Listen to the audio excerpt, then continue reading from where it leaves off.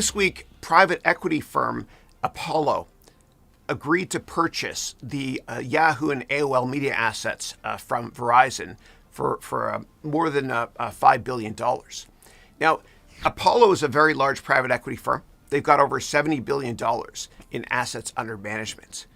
And the founder, or one of the founders of Apollo, Leon Black, has been running the company since 1990 with a superb track record.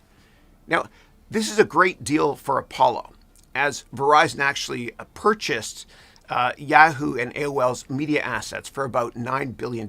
And Apollo, again, is buying them from Verizon for about $5 billion. Now, private equity firms often smell blood in the water, and they know when a company is desperate to sell on the cheap.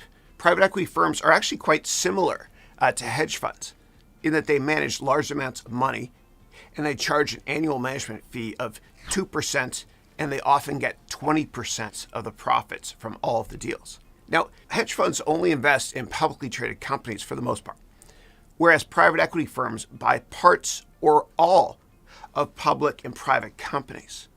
Then what private equity firms do is they restructure the companies that they acquired, and they try to sell them off for a profit in the future. And they often look for cheap companies that are being poorly managed that might be able to generate a lot of cash. Now, the three largest private equity firms are Blackstone Group, the Carlyle Group, and KKR.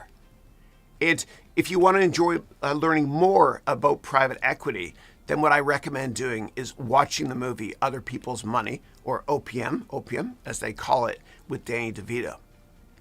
So in this movie, DeVito plays the stereotypical private equity shark role that wants to dismantle a company and fire all the people in order to turn a profit. And as with all Hollywood movies, the rich dude loses in the end. It's a great movie. Check it out, please. You can also learn more about private equity by reading the book Barbarians at the Gate, which is about how private equity firm KKR invested in Nabisco, which stands for the National Biscuit Company. What you can also do if you want to is you can check out this website address here to take my MBA degree program or my complete financial analyst course to learn the skills needed to work in the private equity industry.